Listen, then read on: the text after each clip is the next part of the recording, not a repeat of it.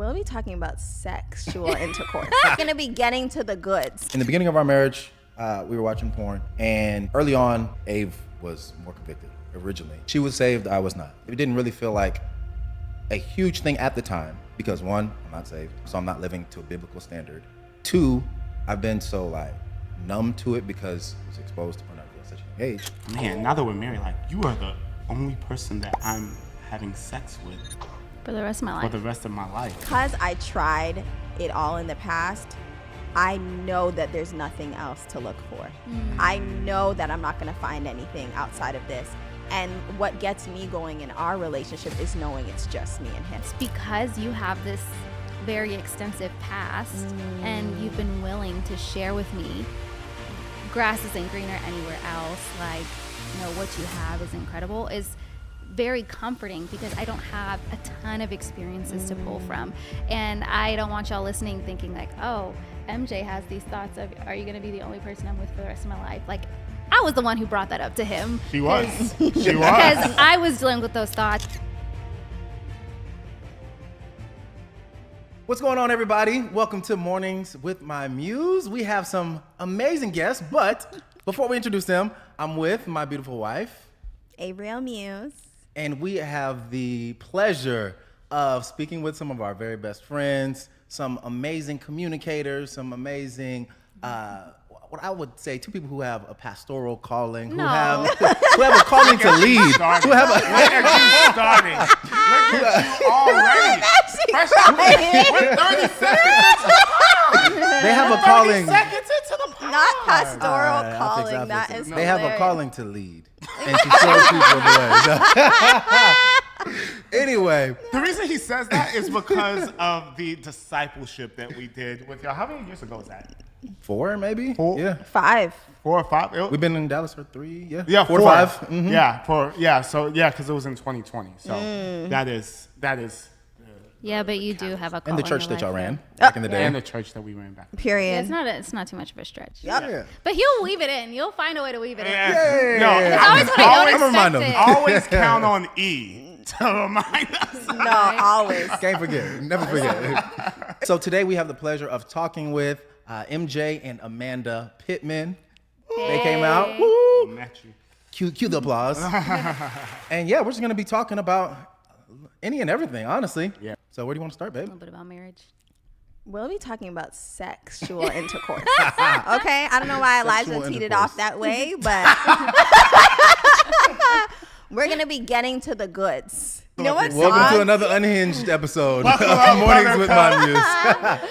You know what song played in my mind? My goodies. My goodies. Do you guys remember that song? goodies. Not my goodies. I forgot about that. Bruh. I Look forgot. at me and I was thinking, that like, let's talk about sex, baby. Let's Oh, talk yeah. about R&B, you. some good old R&B. You know what I mean? Uh-huh. Thinking of more traditional. Yeah, You know. for sure. Yes, for that sure. is- And the song that came to mind for me? What? Boom, boom, bum, da, da, That one. I got you. I'll take you to the candy shop. Oh, no. Yo, That is a wild Yo. one. That took one's me back to wild. elementary school. Like I have a memory associated with that. Oh, with the candy shop? Yeah, and Lappy Tappy. Shake that Lappy. Oh, yeah. yeah. Girl, shake That little is so tappy. funny. Wow. Well, The ratchet days. the reason Yeah. why I wanted to talk about sex was because I feel like in the Christian space, it's kind of really taboo. You know, it's like, okay, we can't really touch on that. And if we do touch on that, we can only touch on it in certain ways. And it can just make people feel really uncomfortable. But the truth is, when you get married, a lot of people are just thrown into marriage. And then it's like, wait, now I have to do this thing that I wasn't really talked to about. And who do I go to? And I think even for a lot of wives, and I don't know about husbands, I don't even know if men talk amongst each other. That would be a good conversation to have. But Yeah. I know for wives, sometimes the woman can feel like, can I even say this with my girlfriend? Can I even ask this question? Like, is this okay in the bedroom, or is this, you know? And I think that it's just important to open up more conversation around it. So that's why I wanted to talk about it. Obviously, we're going to start off there, but we can go into different avenues. When you have friends and you're talking amongst friends, it can go in so many different directions. Yeah. But I feel like MJ and Amanda are the perfect people to talk about this because they're experts at sex. What have you been sharing with your friends? We talk a lot. I'm not gonna play like we don't talk. Is that okay, there are some things that are making more sense now. That's so funny. But okay, I mean, I don't know their business, guys. I actually don't. But I think it'll be good to know, like, okay, is it like, do men have certain conversations? You guys fill us in. Like, do men even talk about sex? Like, yo, last night she did this weird thing in the bedroom. I can't imagine them, but I'm sure many men do, but I think in the context of our conversations, it may be like, oh, you know, last night we got first or whatever. But I think that many times we're focusing in our conversations on like the quality of the relationship. Because That's I think so that good. we just assume that if y'all are happy outside the bedroom, then we'll be happy inside the bedroom. You know, so, It translates. Yeah. That's You know, actually so good. Yeah. So, I mean, that's what I would say. Would you agree with that, E, based on our conversations? Yeah, definitely. And I would say, like, just, I think maturing as a man, I think that's just something that doesn't necessarily, like, produce any fruit, having conversations with your guys about, like, specifics when it comes to sex. Like, I remember when I was in high school and, like, college and, like, first started having sex or whatever, me and the homies were talking about everything. And it was just, like, but more so, it was from an unhealthy place. It was, like, you slept with this person, I slept with this person, blah, blah, blah. But, like, when you actually have somebody that you cherish, someone that you love, and someone that you care about, it's like you want to protect them. And kind of you want to protect the sanctity of your bed, your marriage, all that. I So, love that. What Yeah. about So women, good. though? Because apparently y'all have conversations. What does that look like? I wouldn't say it's super detailed. Yeah, I literally was gonna say that. I'm like, I wouldn't say Yeah. we go all the way there. I think because you and I talk all the time, if we've been texting for a while and then I hadn't heard from you, you'd be like, sorry, I was having sex. Yeah, I can say, I don't think I've ever told Mike that.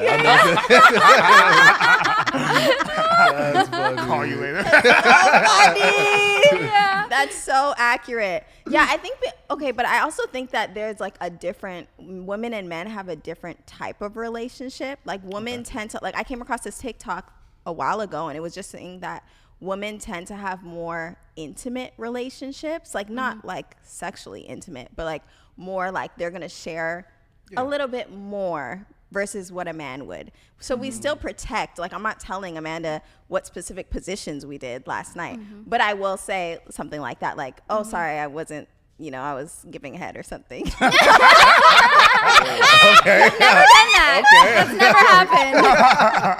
That's no, How wild would that be? That'd be crazy.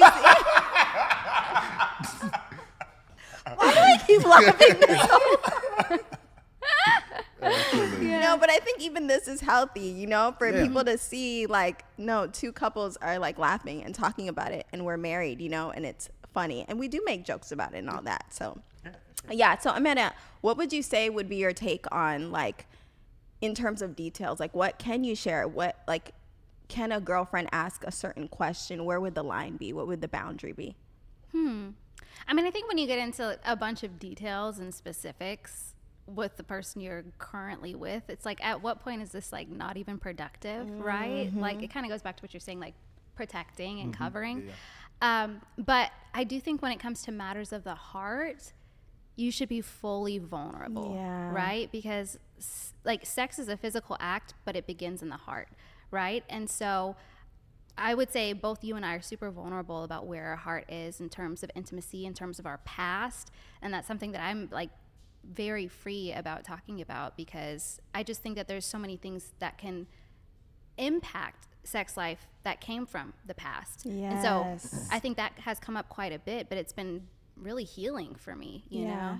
So that's what I would say. I love that you brought up the past, because that's actually one of the things that I wanted to touch base on, was actually talking about sexual history and how that can influence how you show up in your marriage, and being Expectations you have in marriage too. and even expectations that you have in marriage, and how, for example, somebody that has a really green history, maybe they've never slept with anyone before, or they've never been exposed to pornography or anything like that, they're going to come in with more of a clean slate going into marriage and seeing it from, okay, let me let the Holy Spirit inspire this and learn what this looks like in a healthy way, versus when you come in with more of a colored history, you can have unreal expectations, or, you know, expect certain things in the bedroom that, okay, is this even the way that we should be going about things? Is this perverted and all that stuff? So I'm glad that you brought up the past, because I think like for someone like me and Elijah, people like me and Elijah, like we are very much the couple that have more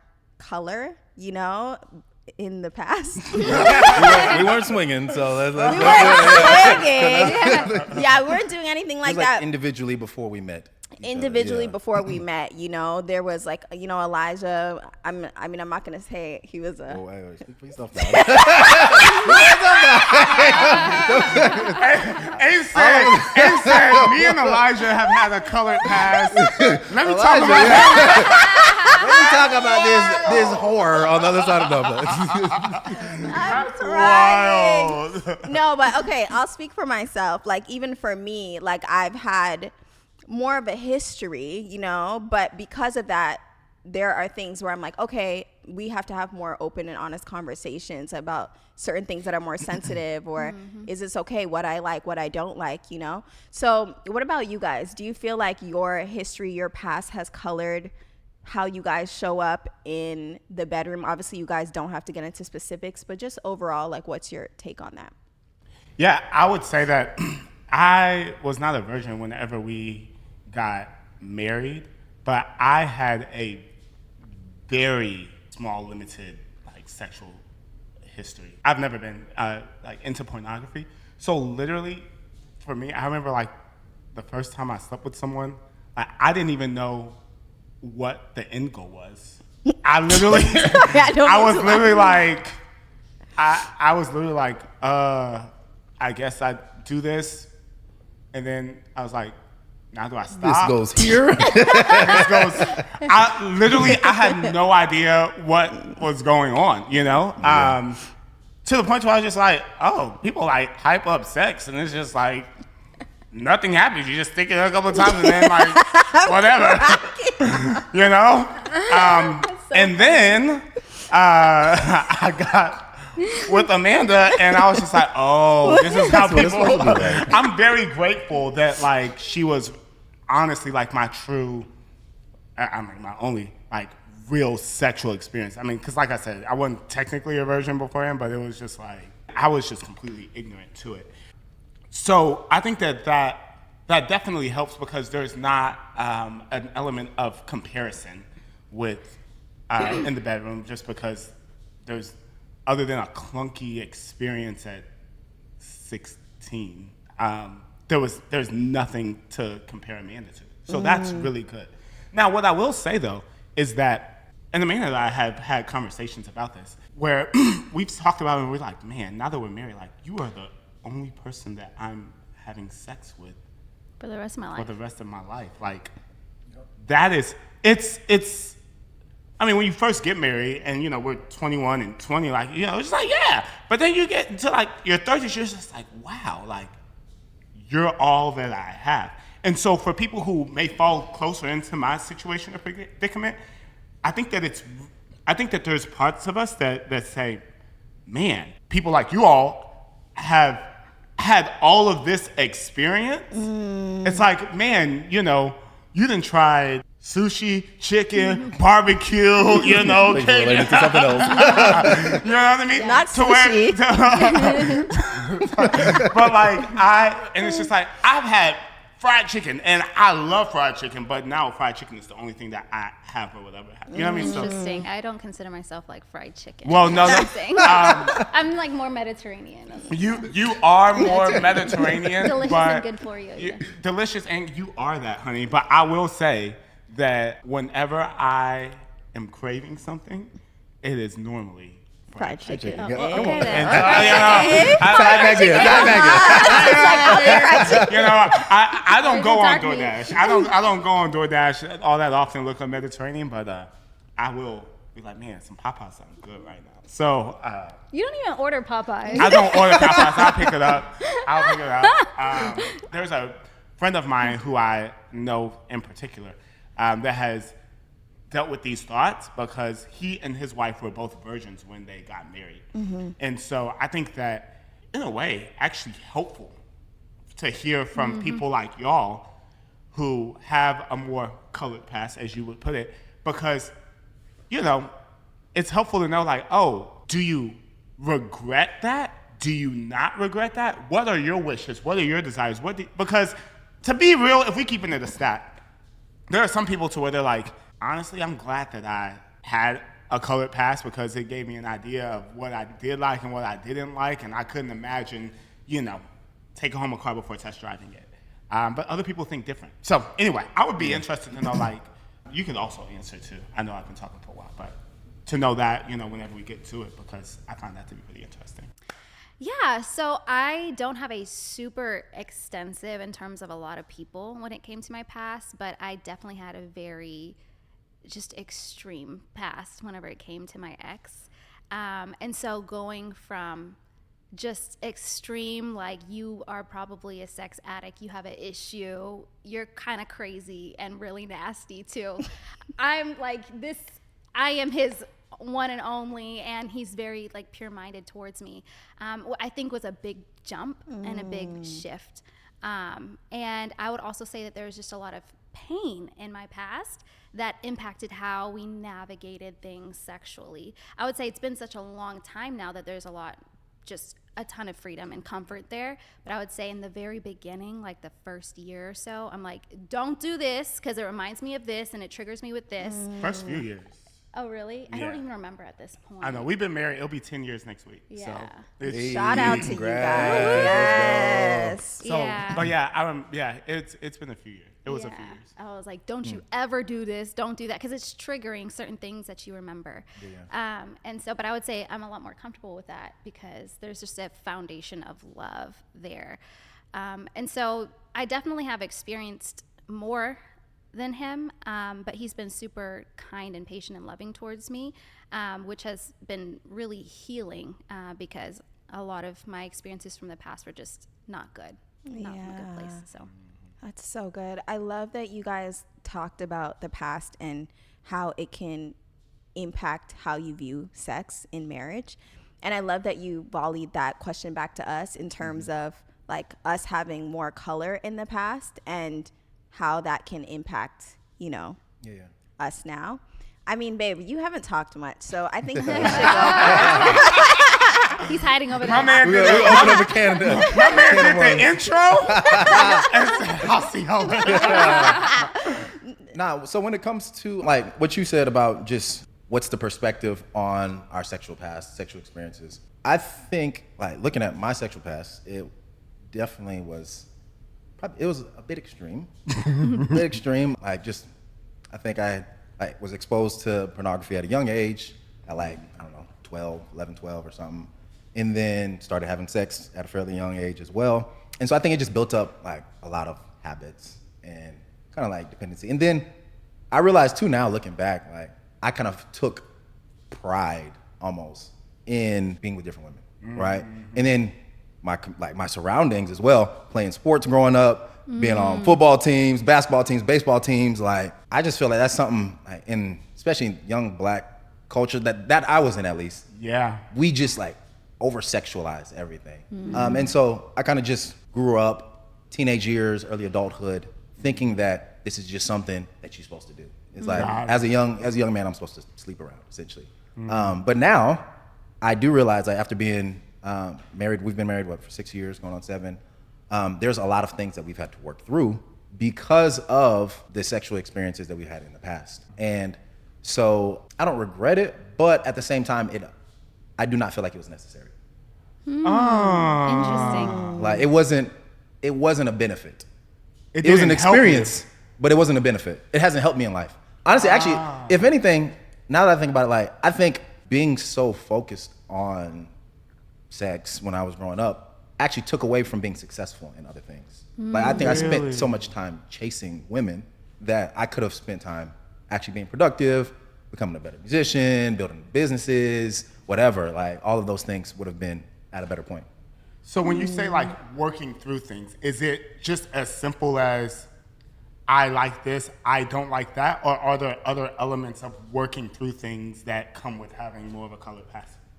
No. It's more so of just the negative sexual habits. I think that were built up. So like coming into marriage, we looked at porn. Yeah. We were watching porn. So working through that, like I had to figure out like how do I break this thing of like this habit of wanting to watch porn because that's not healthy to a relationship. And I hadn't really had any healthy relationships either.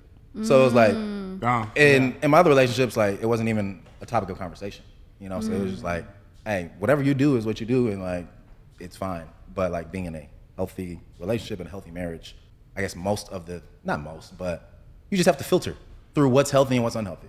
Yeah, that's really good. I agree. I feel like it's really difficult that when you have negative habits to just turn it off because you said I do. You know, it carries on. So I agree. I don't regret it. The reason I don't regret it, and I've actually talked to Elijah about this on a few occasions, because I had that history in the past, it's actually made me cherish this so much more. Like, because I tried it all in the past, I know that there's nothing else to look for. I know that I'm not going to find anything outside of this.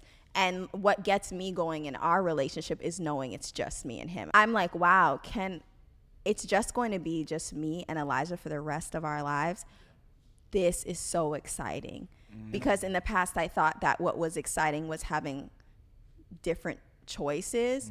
And to me, now I get to explore Elijah in different ways over the years as he grows, as he matures, and as he changes. And for me, I'm like, this is exciting. This makes me so happy. This brings me so much joy.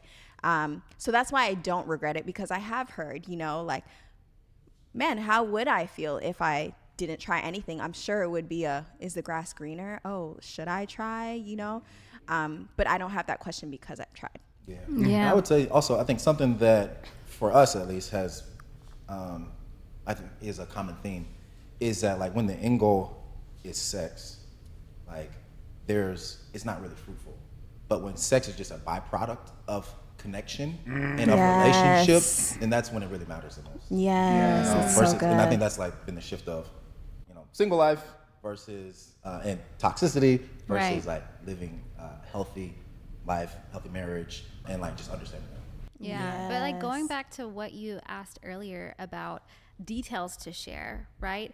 It's because you have this very extensive past and you've been willing to share with me grass isn't greener anywhere else, like, no, what you have is incredible, is very comforting, because I don't have a ton of experiences to pull from. And I don't want y'all listening thinking like, oh, MJ has these thoughts of, are you going to be the only person I'm with for the rest of my life? Like, I was the one who brought that up to him. She was. Because I was dealing with those thoughts, and it was really eating me. I want to say it was around the time I turned 27, which is like 3 years ago. We had just moved to Texas. Yeah, and it was really hitting me all of a sudden. I'm like, you're really the only person I'm going to have sex with for the rest of my life. And I think for a while, it didn't matter, because it just felt like another relationship.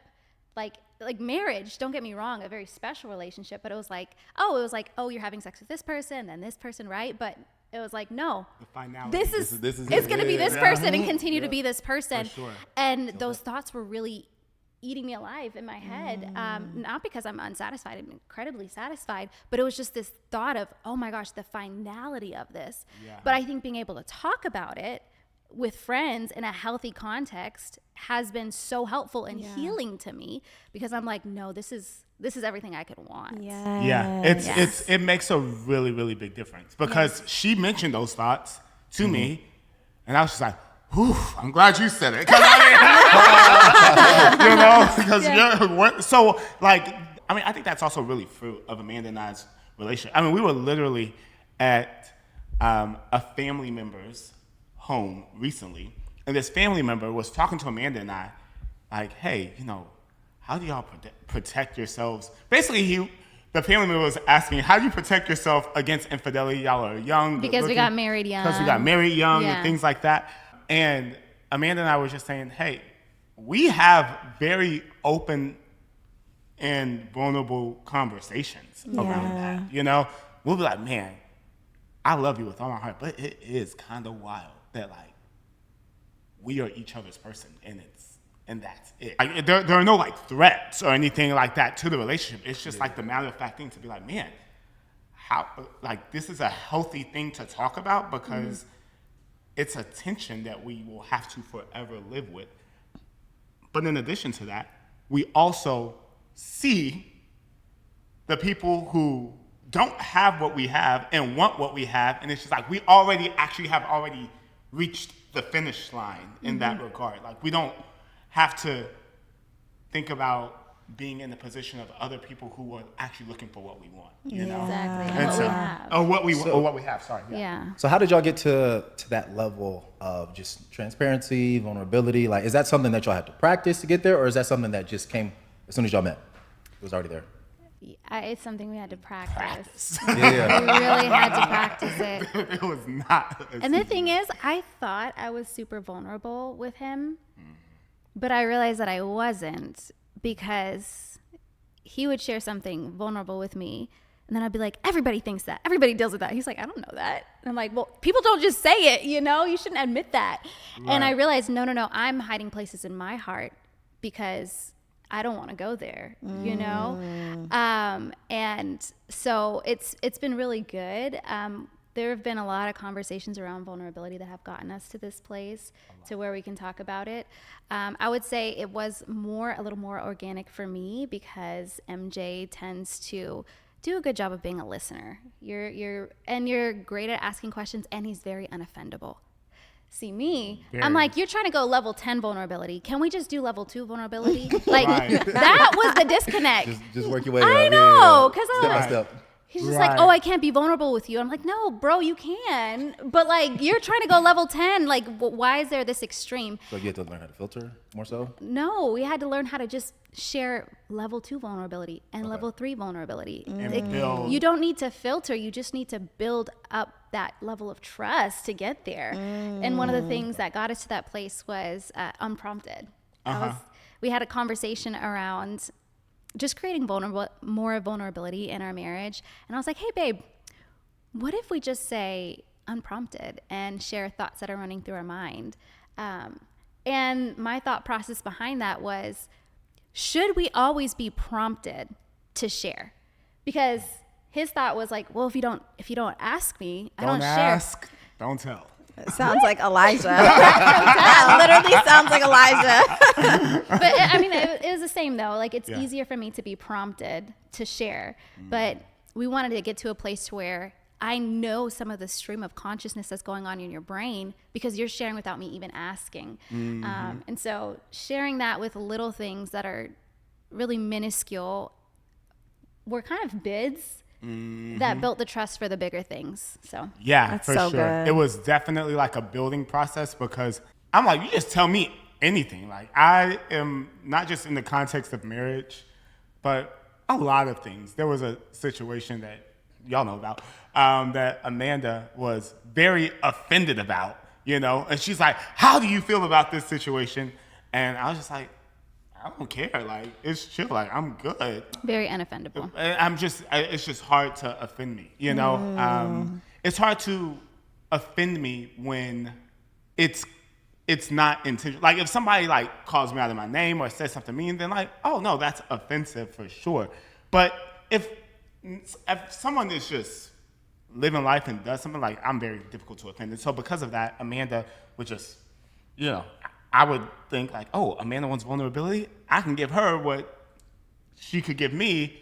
And given our past history and triggers and things like that, then I was harming her, you know, thinking that I was being vulnerable. And it's not that I believe in like hiding, but it's really understanding and knowing your spouse and building that muscle of vulnerability, of safety. Yes. Really, it's building the muscle of safety that allows for you to be vulnerable. Yeah. Right? Yeah. So I think that it started with that. And now, I mean, There's so much we could talk about. there's so much we could talk about. Yeah. Amanda will literally be like, hey, I know that so-and-so has been helping you out a lot in this area, and y'all talk a lot. Like, how's your heart with her in this area? You know what I mean? And I'd be like, oh, nah, like, it's nothing, you know? But I could also be like, sometimes there will be a thought that crosses my mind that's not great, and so, we'll create parameters or something just to like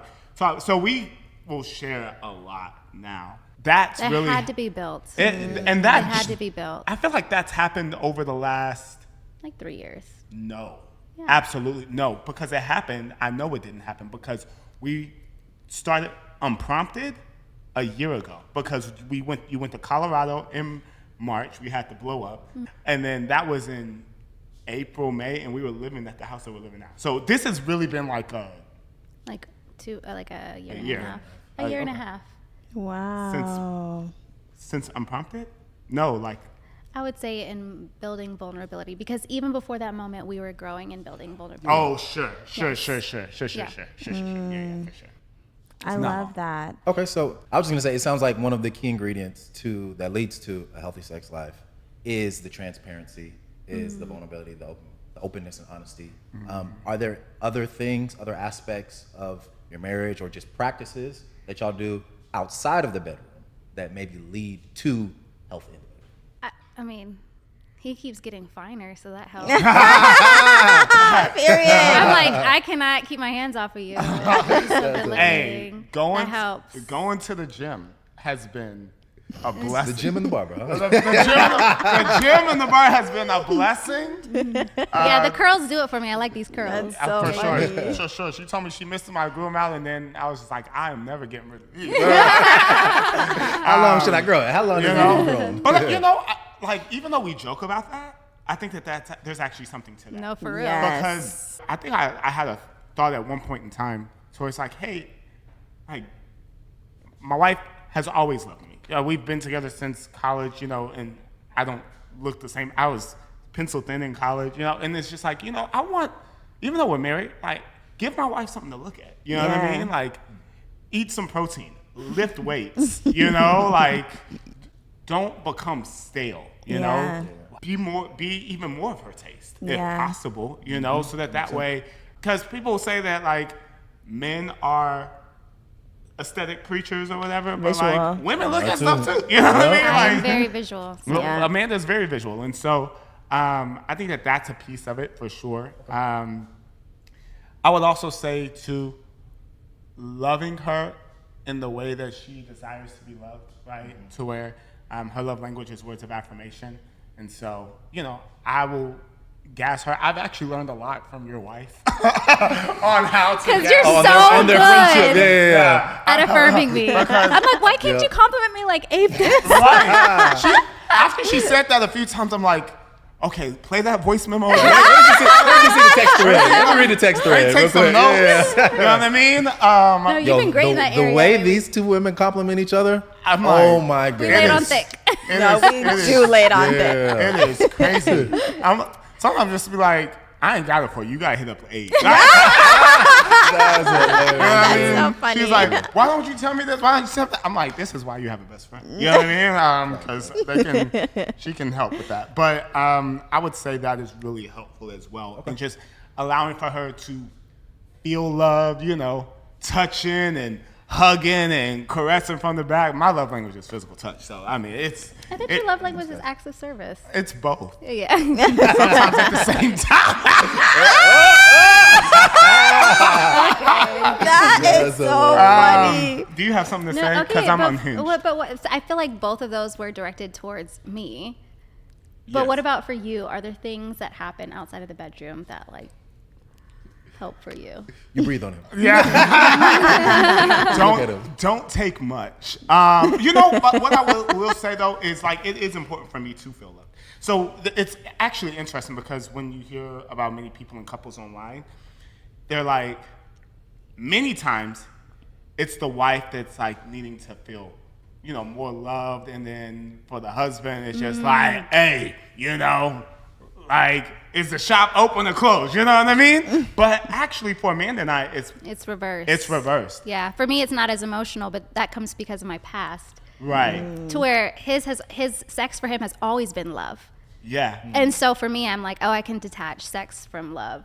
Right. It could just be physical, but for him, it has to be emotional as well. Yeah, for sure. Like, the emotional side is very important to me. Yeah. Unless it's been a few days, and then it's just like Right. don't matter at that point in time. I mean, it matters, but not really. So, I probably sounded unhinged, but whatever. We can always edit what we do. that's this so is why we're not funny. doing the laugh, but- Mornings with My Muse, unhinged. No, but like for real though, like I think that just feeling loved, feeling like she cares, feeling like we've had conversations. Like I don't want to just, I don't want to just not talk. We ain't been around each other all day, and then it's just like, yo, let's get down. And I'm just like, we ain't even like, how was your day though? Like, Yeah. And so, but I think, like you said, I didn't even realize it was connected to our past until you just said that just now. It's interesting. I knew that intuitively, but We've Yeah, never I said haven't it said out it loud, out loud, you yeah. know. But yeah, no, that makes a lot of sense because it has always been pretty much with her, and it's always been in the context of love. It's never been. I've never had just sex like transactionally with a person, or even objectifying or even objectifying. to where it's just a body. It's always been a heart for you, Oh, which I always. love. I have being married to you has helped me so much, and just reshaping how I view that. Yeah, for Yeah. sure, for sure. Yeah, once again, you're saying things that we've never talked about before, but It's a No. great platform. Yeah, for sure. No, but like, I think that is really interesting to where I have never slept with someone who I wasn't in a relationship with, or who I had not like, or who I was objectifying. You know, like it's never been that way. You Yeah. know? And so, yeah, that's really cool.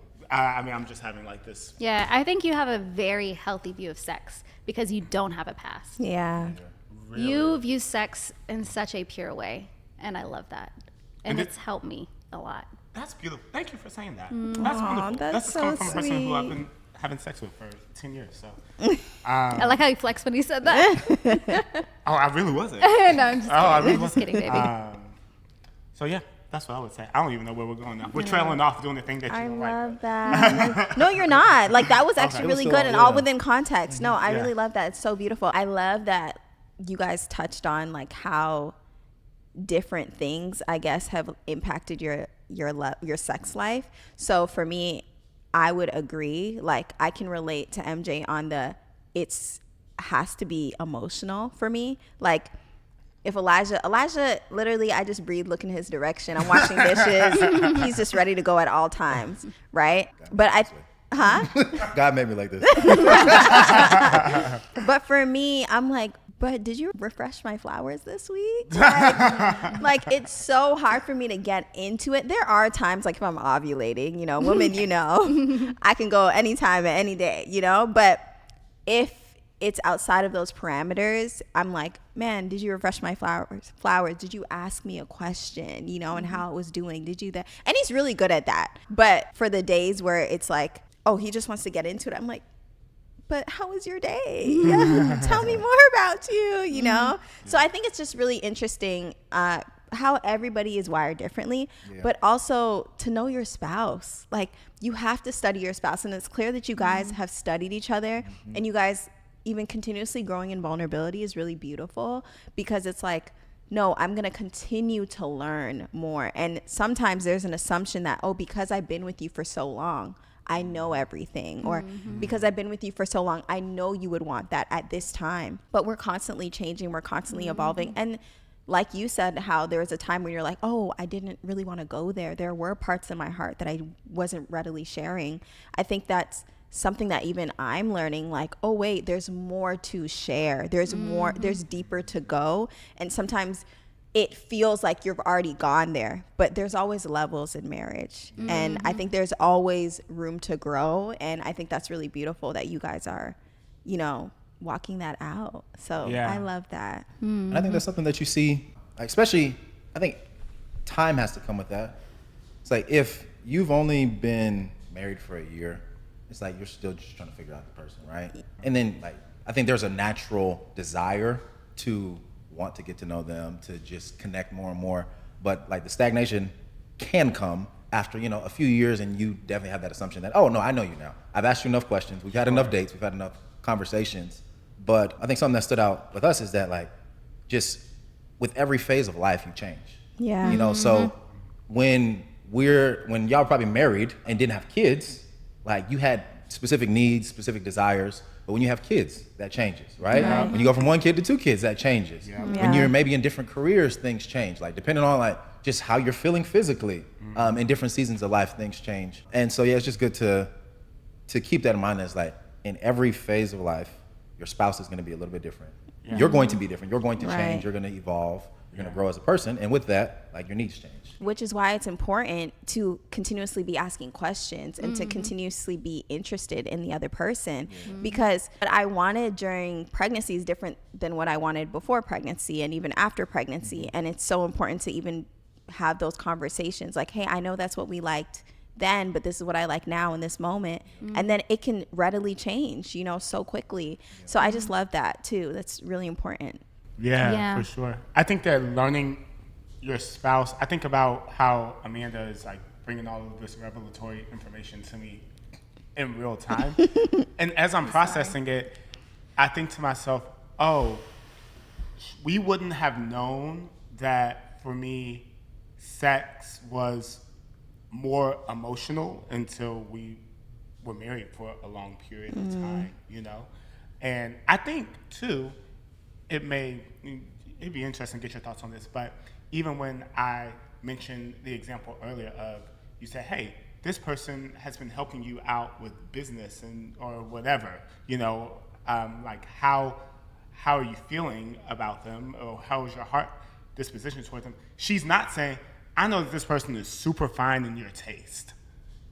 She's saying, hey, your love language is acts of service, or you lean in this way or that way from an emotional standpoint. Yeah. Therefore, this is more, and you've never slept with someone that you've objectified. So it is more of a Heart thing.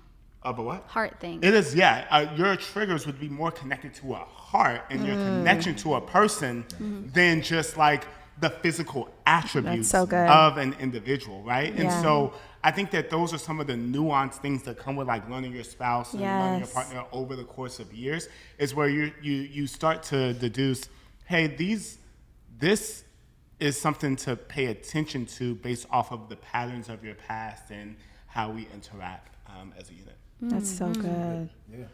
I completely agree with that. Yeah, I would certainly say that we have, just different triggers on stuff like that. Yeah, for sure. So I have a question for y'all, if it's okay. Yes. Y'all are in year 6. We're talking about some of the things that we have been picking up on and trying out and experimenting with. Year 9, year 10. For y'all, what does vulnerability look like at this stage of the game for y'all? Just came to the realization of, I mean, it's probably been a couple of years, but Ave is like an external processor.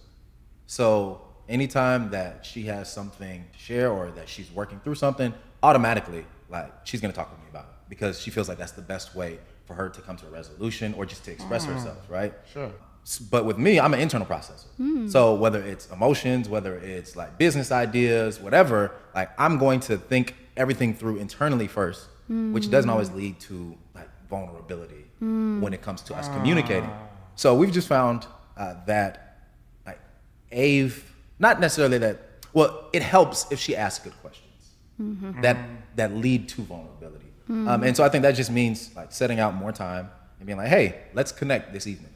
Or every Monday, every Thursday, let's connect and let's sit down and let's talk about how you're feeling. Let's go over the week, talk about our experiences, what could have been better. And like having those dedicated times with questions, not that we actually have like specific questions, but just whatever's, you know, feels applicable to that week, helps open the door to vulnerability. Yeah. That's really good. I would glad say, that you said that. yeah. And I would say more recently, I've been expressing to Elijah, I was like, babe, I know that I have to ask certain questions and, you know, to have you share and prompt you to share. But I was like, I'm realizing that there's a place in my heart where I'm like, wait, do I know everything? Because I'm not always going to know what questions to ask. I'm not always going to know, wait, should I be more concerned here? Should I ask more questions here? Should I, you know, be inquisitive here? And I was telling him, I was like, I actually do want you to be more unprompted with me. Like, hey babe, you know, I find that Elijah does a really good job at it in certain situations. I would say after sex, Well, there's the strategy right there, girl. You know the strategy. Clarity Clarity is insane. Like after sex, this man just be sharing. And I feel like I love that, but I'm like, dang, I want to know, like, you know, in the middle of the day at 2 p.m. Which is possible. Well, you can, yeah. That's very easy. That's very easy. That's funny. No, that's true too, you know.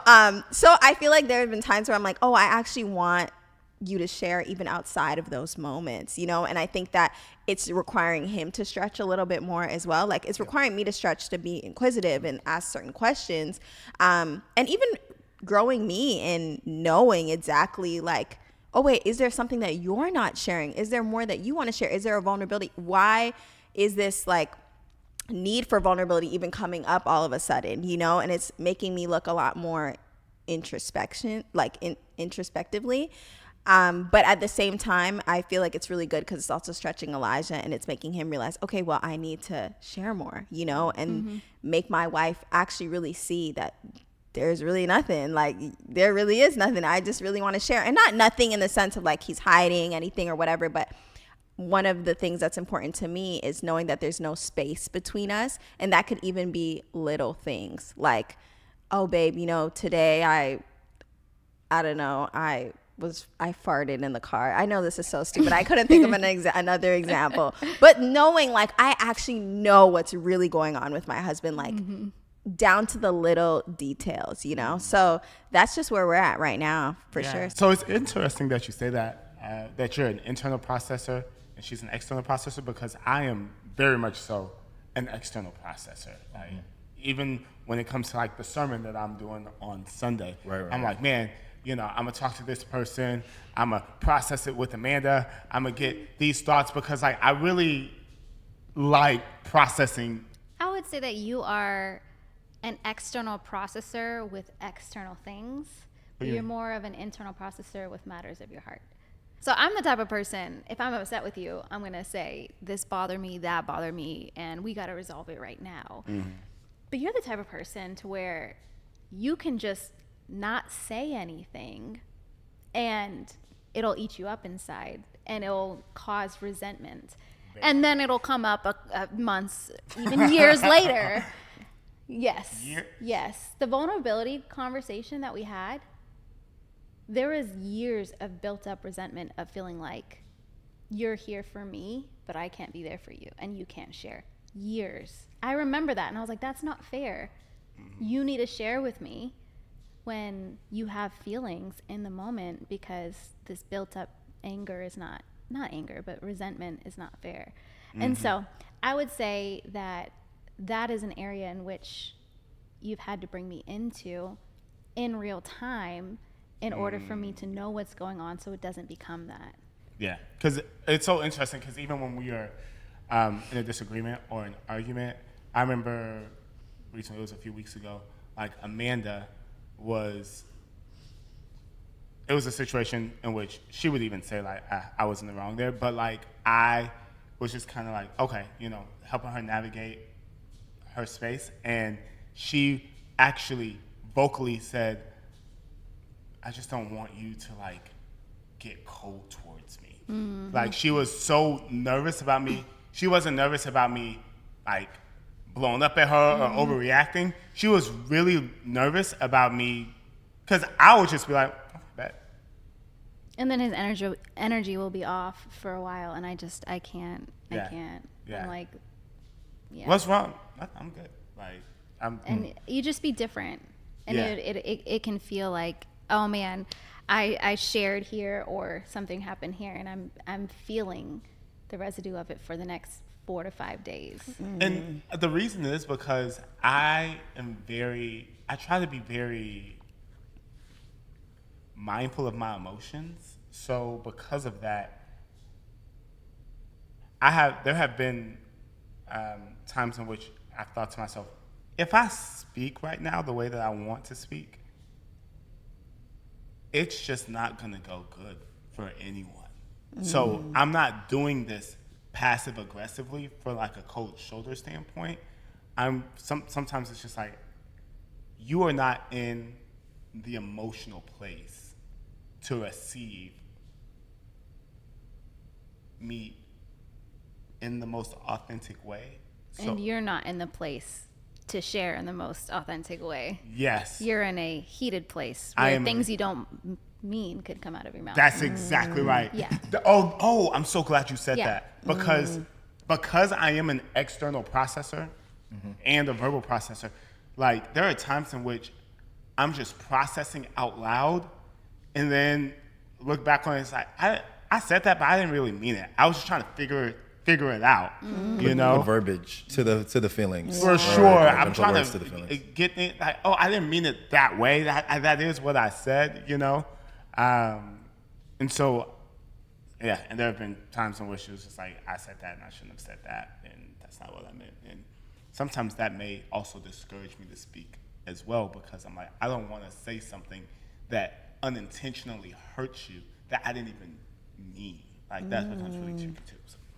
But I would say that you've gotten better in that area of talking in the moment so that it doesn't become that, but talking from a place of not being overly heated. What would you say that brought you to a place where you're able to do that a little more as of late? Many times when that's happened, if I'm being completely real, you recognize that you're wrong.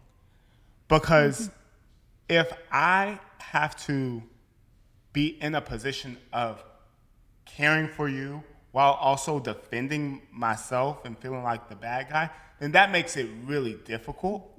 But when, in the last few situations, and it hasn't been like this our entire marriage, but in the last few situations when you just realize, yeah, there's some internal work that I need to do, it makes me just see you as someone who needs compassion and empathy, and I don't need to pour salt on a wound that's there. Like, if you're saying, I'm actually dealing with this over here, and I'm letting it out on you unfairly, then it's just like, okay, cool, well then let's fix this, and I'm gonna be fine. As long as I know that I'm not at fault, then like, we can work through whatever over here. And honestly, that's been helpful.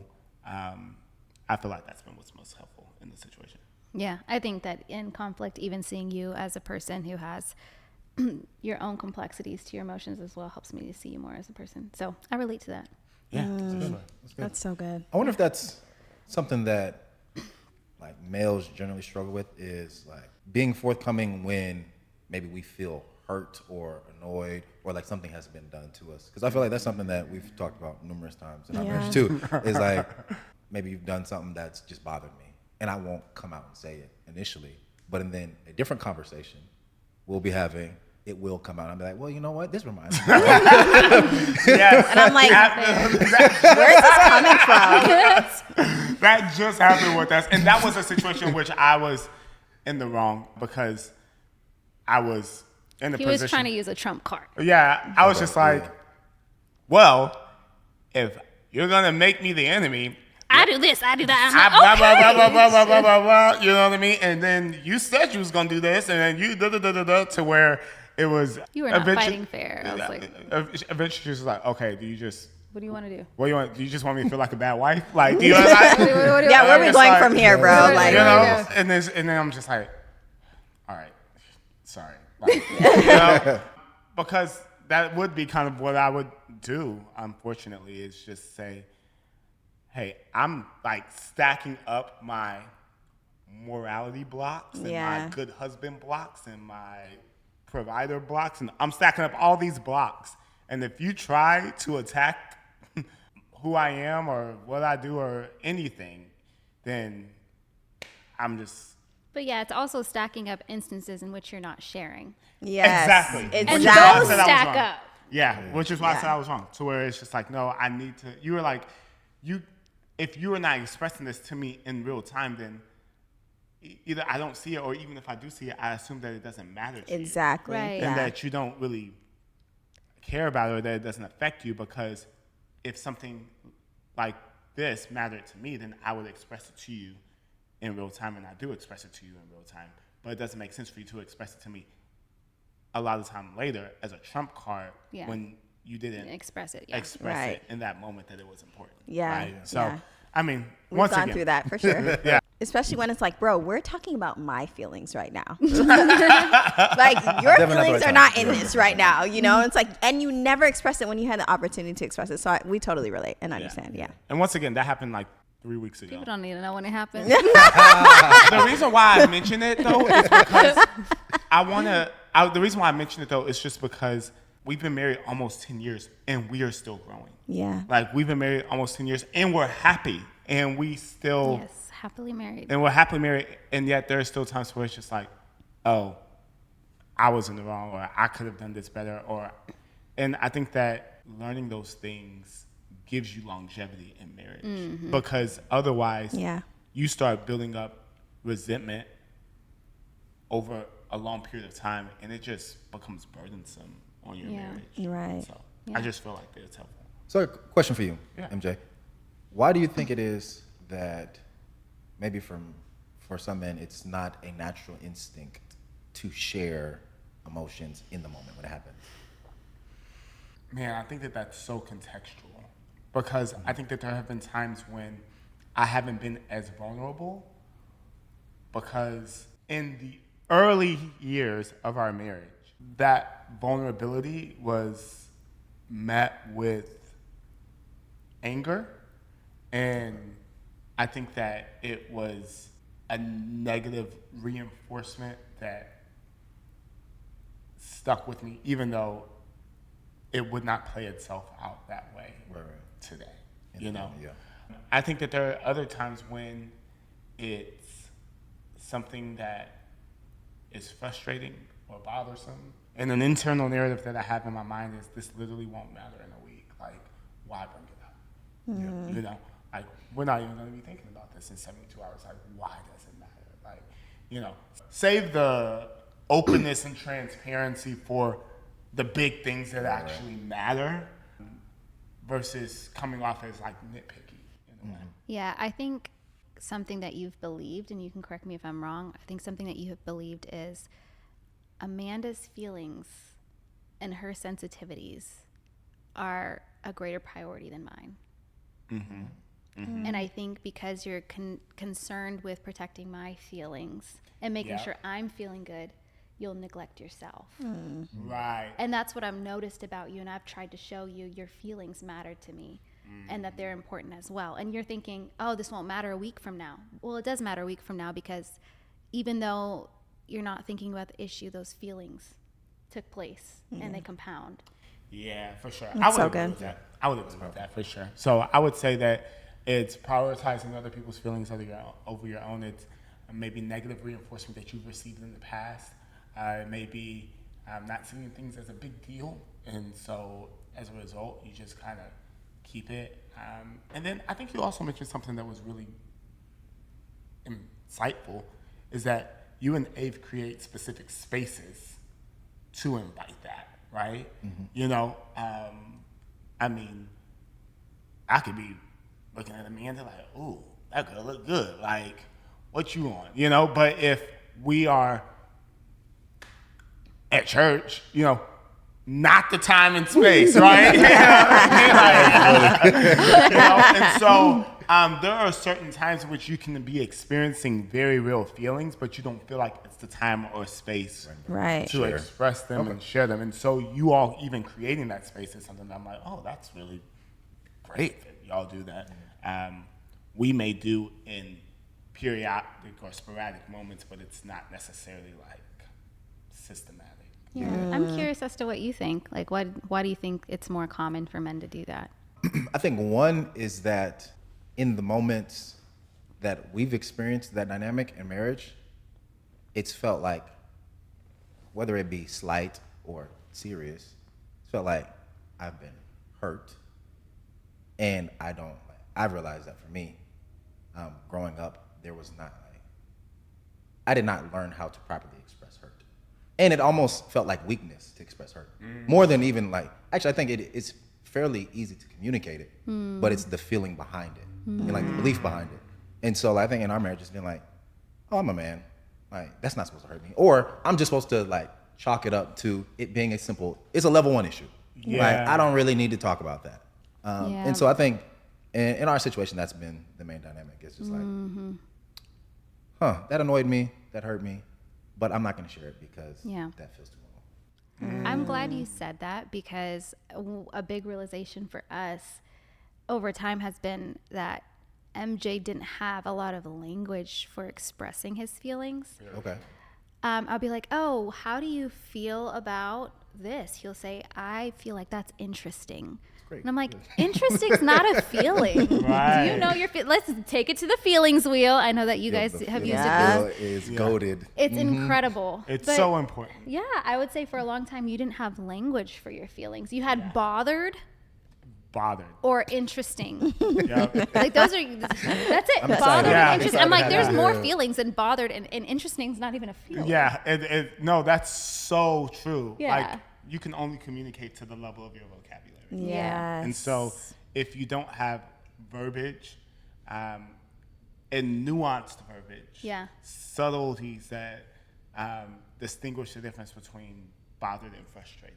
Yeah. Like those things actually help. And as somebody who communicates for a living and values communication, I am more likely to, in those moments, not say anything than to say something that I'm like, oh, now I sound dumb, you know? So I think that's I'm really glad you mentioned that. Yeah. I would also say I think a lot of it is hardwired between men and women, because I look at the differences between our son, Elijah, and Lily. Lily has an extensive vocabulary for her feelings. And of course we've cultivated some of it, but we've cultivated it in our son too, and he don't have that. No. Yeah. So he will retreat and be by himself for like an hour and a half, 2 hours until he comes back out and he's like, I'm good now. Yep, I'm straight. And he's been that way since he was a baby. We never taught him to do before that. he could talk. Yeah. We never taught him to do that. Lily will be like, Mommy, I'm sad. And you hurt my feelings. And that really bothered me. And why did you say that? Like, I'm feeling. So expressive. Yeah, she'll even say, Mommy, I feel sad and I don't know why I feel sad. And I was like, oh, really? Well, let's try and figure it out together. Do will cuddles help you feel better? She's like, maybe, and she has this vocabulary.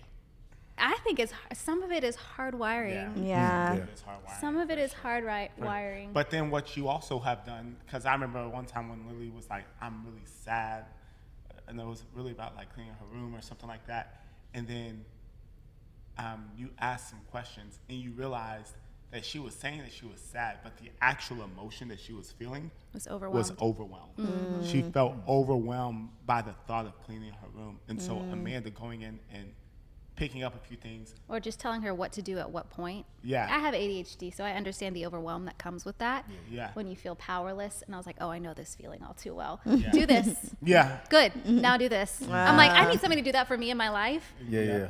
So if anybody wants to do that for me. She's hiring. Okay. Just tell me what to do. Yeah. That's so funny. So you all mentioned how in the beginning of your marriage, pornography was a part of it. Mm-hmm. Was it your relationship with the Lord and all of that changed your paradigm on watching it together? Or were there ramifications that you did not anticipate that made you realize that it wasn't healthy? Because you may have even some people who have less of a colored past, and they say, well, maybe this will teach me what to do because I do not have experience or I do not know, and so they can rationalize even the idea of introducing it in their marriage. So have y'all spoken about that before? Or? No, we haven't. Oh, we haven't. It'll be good to explore now, though. You want to start off? Well, I want you to start. I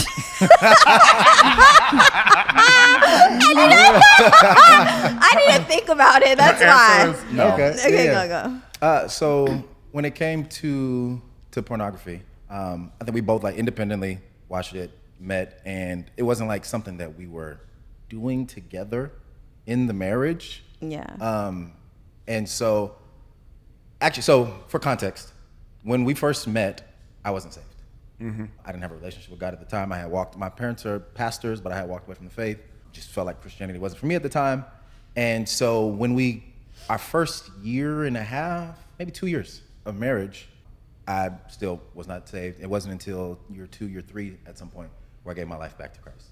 Yeah, so in the beginning of our marriage, we were watching porn, and early on, I actually will say Ave was more convicted originally than I was, and it just started to cause issues. Like, hey, we are married. In order for us to have a pure sex life and not to be thinking about other people, not to be having images of other folks in our head, it's like, why don't we just keep this with us and cut out pornography completely? And so for her, it was very easy to cut out porn. I wouldn't say easy. It was very difficult for me. It just happened quicker. Okay, it happened quicker. And she was saved and you were not at this time. She was saved, I was not. Yep. Okay. Yeah. And so I started the process of trying to stop watching porn at the beginning of our marriage, and struggled for a few years. Definitely, after I had given my life back to Christ, still struggling with it. And it wasn't really until we got really strict with, here's the parameters, here's the rules, here's just safety measures that we need to set up so that I don't continue to struggle. Yeah, for sure. Yeah.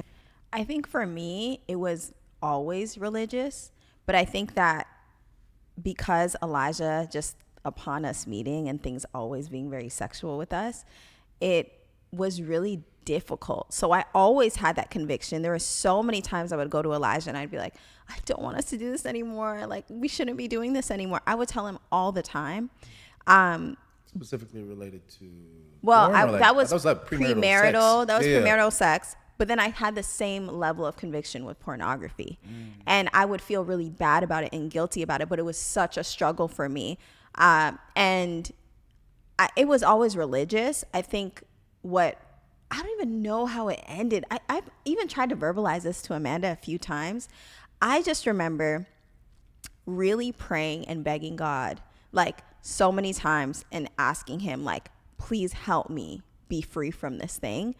And I don't know if just one day he took the desire away. I don't know if just one day, I don't know what happened. To this day, I still don't know. But it's I don't desire it anymore, But before, it was a very real struggle. So to answer your question, it very well, the whole time, was a conviction, And it was taken away in supernatural means. It was a work of God. It really had to be, because it wasn't like this. I know Elijah's it was easy, but it wasn't. It was very difficult for me. And I say it was easy because, with my experience compared to your experience, the fact that it was supernaturally taken away is what makes it seem easy. Because I think at the beginning of our marriage, to go back to your question, it didn't really feel for me, from my perspective, it didn't really feel like a huge thing at the time, because one, I'm not saved, so I'm not living to a biblical standard.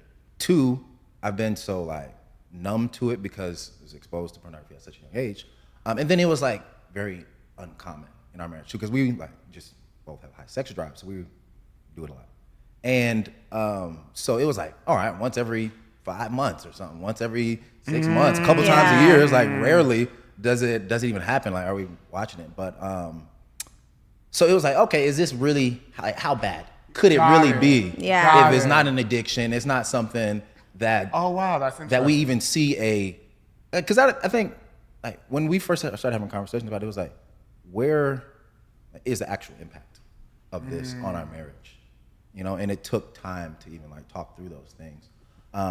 But yeah, so anyway, all that to say, for you to have a supernatural experience, and then for me, it's all right, it took years and years. I literally had to have an accountability partner. My brother MJ here was my accountability partner for a while, where it's anytime I do feel tempted, let me hit you up, have a conversation, hey, dealing with these thoughts, whatever. And it just took time and prayer, and then the practical application as well of, hey, I'm gonna put these things on my computer, tablets, whatever, so that there's no pop-ups, no nothing coming on the computer or anything like that that could push and steer me in the wrong direction. Can I actually speak to that too? I also will say, I think a huge piece of it was I got super strict on what my eyes saw. I was very strict on guarding my eyes and even my ears, and I think that you can become desensitized to things and not really realize how much those things actually do like increase your appetite for wanting something more sexual in nature that's outside of the realm of marriage. And I think I got really strict, like even with movies. Like there were times where I would watch movies in the past and sex scenes would come up and I would be like, okay, whatever, and I'm watching it. But my level of conviction for that even grew when I was like, okay, this is still soft porn a lot of the times in these movies, you know? And I had to get to a point where I was like, no, we're skipping through. Me and Elijah, literally, if something comes up on a movie, we're skipping through majority of the, not majority, all the time when we're together. I'm leaving you do that too privately. But, you know, like, that's how we do things. And I think that has helped so much for me. Whereas in the past, I would have lingered, you know? And I think that because I've also trained my eyes and also trained what I listen to, it has really impacted just my appetite. Like my appetite truly is only for Elijah because that's what I linger on, you know? And he's the one I listen to, you know, in the bedroom. So I think that's really impacted. Also, I will say this, R&B. For years, I would go to sleep just listening to the most sexual music. Like, I know the neighbors know my name. Let me take you down. Let me take you down. Literally the most sexual music. Yo. And I think being a Jamaican and like listening to dancehall reggae, I'm not even gonna lie, I still listen to it sometimes. But I used to listen to it like on a crazy amount. Like I would go to sleep with it in my ears, like listening to it. And I think that trains you and your appetite because it's highly sexual stuff. And I think that it's like, it's really hard to conquer this beast of porn when literally even in the little things, that's constantly what you're listening to and feeding your soul, you know? So I think that's a huge thing that has also played into it. So I do think it was supernatural, don't get me wrong. But I think that there were things that I did that did my part as well. I love Very, that. very, very interesting. Yeah. I'm really glad that you guys shared that. And I feel like that could help a lot of people. Yeah. So this was such a good conversation. Thank you guys so much for being our first guests on Mornings with My Muse. It's only right that our best friends are the first guest. Thank you for allowing us. We love y'all so much. Yeah. We love y'all so much. We would do this 10 times over. Yes, I love that. Oh, 100%. Please invite us back. Have back. Yes. No, and I love that we talked about sex too because it's just, I just feel like they were the best people to talk about it with, and just the level of relationship we have with them. Like, I hope you guys feel it through the camera or your ears, whatever you listen to. Here, you know, just because they were just the perfect people. So we end every podcast by asking each other, why are you my muse this week? And I really think that we should volley it to you guys and you guys answer that question. So Amanda, share why MJ, specifically this week. I know that there's an array of things, but specifically this week, why is MJ your muse? I need a moment to think about it. Okay. You are my muse this week because you have really allowed me to flourish in what it is that I'm called to do. I just recently went down to Houston with Avrielle to record some videos with people who are doing deliverance and all kinds of incredible things. And you're like, I'll hold down the fort with the kiddos. I'll make sure that you can go down. You'll get, 2 days, and you're supporting me with that. And, even on the way home, Abe and I were so tired. Bruh. We were dead tired and falling asleep. Abe starts to drive. She's like, Bestie, I'm falling asleep. And I was knocked out. And so I called my husband on the phone, and he talked with me for like almost 2 hours. Just that I would stay awake, and I just felt so loved. At like 1 o'clock in the morning. At 1 o'clock in the morning, best And if you know me, Yeah. you Strict know bedtime. my bed. I went to bed last night at like 9 a.m. or 15. 9 p.m. Like it. Yes. Yes.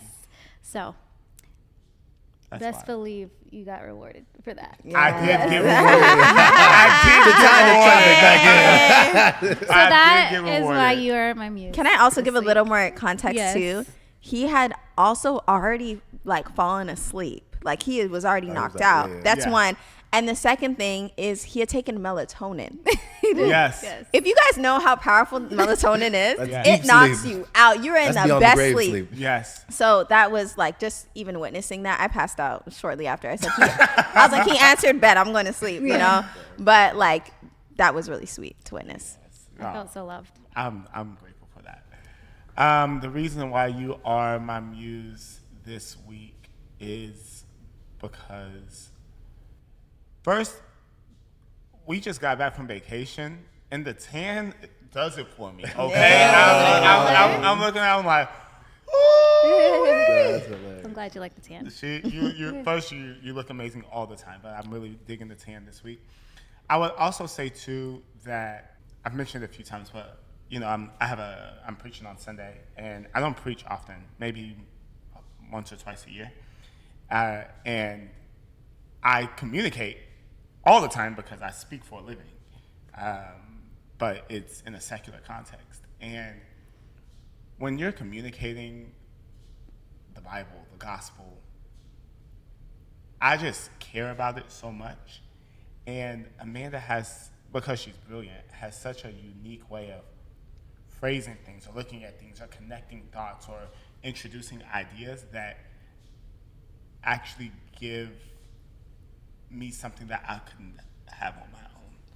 And I'm just super grateful that you have taken time out of this week to do that for me. To help you with your message. To help me with my message, because it's important. And yeah, I also just appreciate who you are as a mom, and just who you are as a wife and as a lover. And yeah, I could speak all day, but if I'm just talking about this week, that is something that has mattered to me. Well, And you also have made me breakfast this week and done my vitamins for me, and has just I've been cooking for this man. She's been cooking. And that's a big thing because y'all know I don't really be cooking. So. She does not really be cooking, but she wanted to take a more intentional approach to cooking in order to show her love for me, since my love language is acts of service. And so she, so sweet. she's just been killing it. You're so sweet. Like, she's been killing it in the wife department and all the areas, and so I just love you very much. Oh, you're worth it. That's I beautiful. love you, baby. That's beautiful. Love it. I love that. Okay, all right. All right, we'll see y'all on the next episode of Mornings. I'm like, guys, we're still recording. Cut. Pull out Cut the camera. Not a pull No out. pun intended. There's a dressing room back that way. Wow. That's so funny. Anyway, That's so Of course, sweet. we have to end it that way. Right? Oh my goodness, that's so good. All right, guys. Well, thank you so much for listening. I really hope you guys enjoyed this podcast. Please make sure that if you are listening to it on Apple Podcasts, you leave a rating and review. Share it with your friends, share it with your family, leave a comment. Like, we want to know what about this conversation really stuck out to you. Thank you guys so much for watching. Subscribe. Bye. See you on the next episode.